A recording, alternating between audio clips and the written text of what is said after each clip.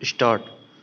ओशो का मूल नाम चंद्र मोहन जैन था। वे अपने पिता की 11 संतानों में सबसे बड़े थे। उनका जन्म मध्य प्रदेश में रायसेन जिले के अंतर्गत आने वाले कुचवाड़ा ग्राम में हुआ था। उनके माता पिता श्री बाबूलाल और सरस्वती जैन, जो कि तेरापंथी दिगंबर जैन थे, ने उन्हें अपने ननिहाल में 7 वर्ष की उम्र तक रखा था। ओशो के स्वयं के अनुसार उनके विकास में इसका प्रमुख योगदान रहा, क्योंकि उनकी नानी ने उन्हें संपूर्ण स्वतंत्रता, उन्मुक्तता तथा रूढ़िवादी शिक्षाओं से दूर रखा।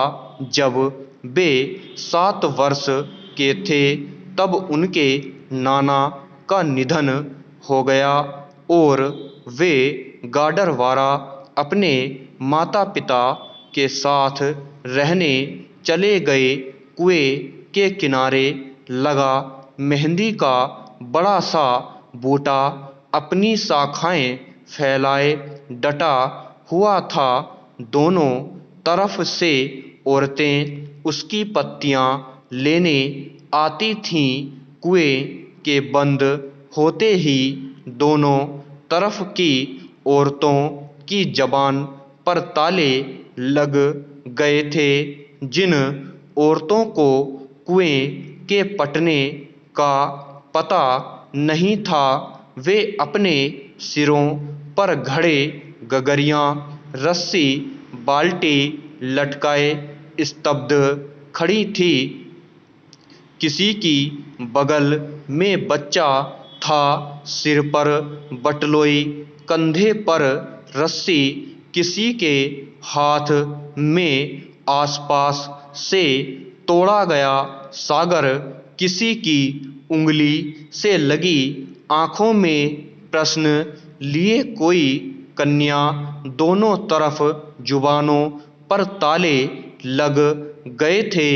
आंखें मुखरित हो गई थी। कभी दूर से धड़ाम धड़ाम गोलों के फटने की आवाज आती। इसे सुनकर कोई भी नहीं डरता था। गोला पाकिस्तान का है या हिंदुस्तान का, ये जान पाना मुश्किल था। तभी गेंद खेलते बच्चे की गेंद कुएं की मिट्टी पर गिरी। लड़का गेंद उठाकर भागने लगा तो गीली मिट्टी से पांव रपट गया। उसकी मां वहीं खड़ी थी। बच्चे को उठाते हुए उसने 2 धौल उसकी पीठ पर जमाकर कहा, वहां पाकिस्तान की तरफ क्या लेने गया था? बच्चा हैरान हो गया। यह तो कुआं था, पाकिस्तान बीच में कहां से आ गया? कल तक तो सब यहीं पानी भरती थीं, आज कुआं ही पाट दिया, वह भी मिट्टी के साथ। मां ने उसे बांह से पकड़कर हिंदुस्तान की तरफ धकेल दिया। औरतें कुएं की तरफ एक हसरत भरी नजर डालकर अपने अपने घरों को चली गईं। बेरी के दरख्त के नीचे बैठी सोमा को किसी ने अपने साथ आने को नहीं कहा। हो सकता है उसे किसी ने देखा भी न हो।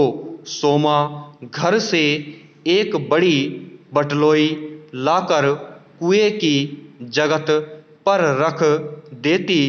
गांव की कोई भी बहू बेटी उसकी बटलोई भरकर उसके घर छोड़ आती थी। स्टॉप।